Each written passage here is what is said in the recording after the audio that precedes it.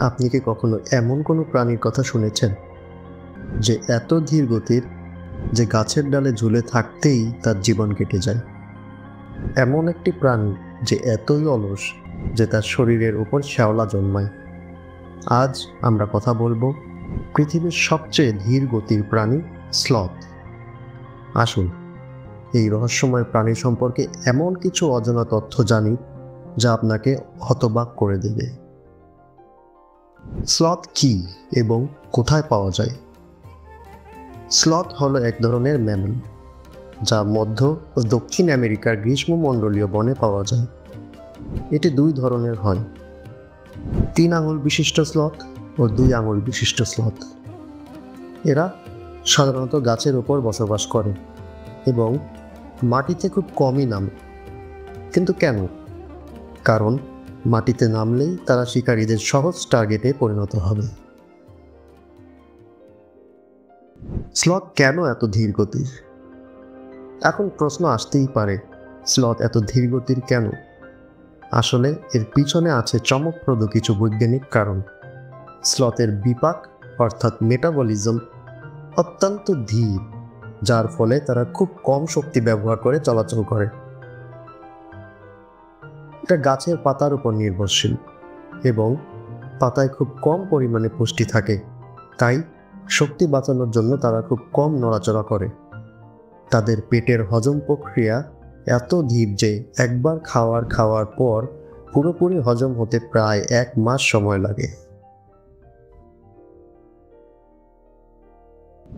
স্লথের চোখ ধাঁধানো আত্মরক্ষা কৌশল।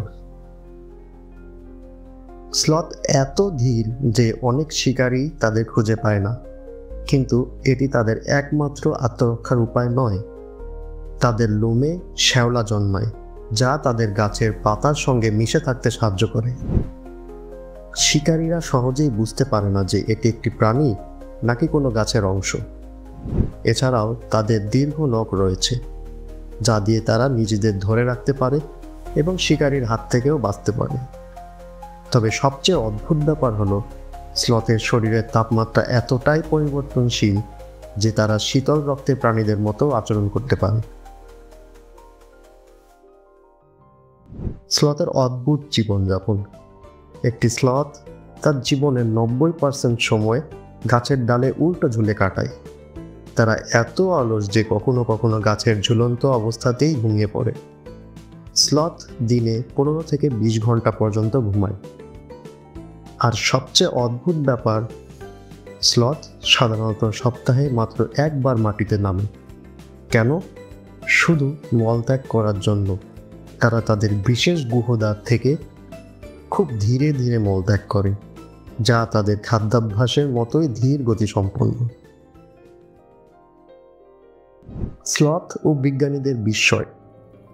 বিজ্ঞানীরা স্লথকে নিয়ে অনেক গবেষণা করেছেন এবং তাদের দেহের কিছু আশ্চর্যজনক বৈশিষ্ট্য আবিষ্কার করেছেন। যেমন স্লথের ঘাড়ে অতিরিক্ত মেরুদণ্ড থাকে, যার কারণে তারা মাথা প্রায় 270 ডিগ্রি পর্যন্ত ঘোরাতে পারে। এদের হার্টবিট এত ধীর গতির যে শিকারীরা উপস্থিতি টের পেলেও তারা একইভাবে ঝুলে থাকতে পারে, যেন কিছুই হয়নি। এরা জলেও দুর্দান্ত সাঁতার কাটতে পারে। যদিও এরা মাটিতে খুবই ধীর, কিন্তু পানিতে তারা আশ্চর্যজনকভাবে দ্রুতগামী। স্লথ নিয়ে কিছু মজার তথ্য। স্লথের হজম এত ধীর যে একবার খাওয়ার পরে পুরোপুরি হজম হতে 1 মাস সময় লাগে। এরা এত অলস যে কখনো কখনো খাবারের জন্য হাত বাড়াতেও অনীহা দেখায়।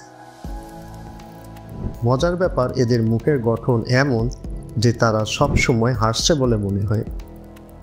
এরা পোকামাকড় ও গাছের পাতা খেয়ে বেঁচে থাকে। তবে কিছু কিছু স্লথ ছোট ছোট সরীসৃপও খেতে পারে। স্লথ কি বিপন্ন প্রাণী? আজকে মানুষের ক্রমবর্ধমান বনউজাড়ের ফলে স্লথের সংখ্যা কমে যাচ্ছে। এদের আবাসস্থল নষ্ট হচ্ছে এবং এরা বিপদের সম্মুখীন হচ্ছে।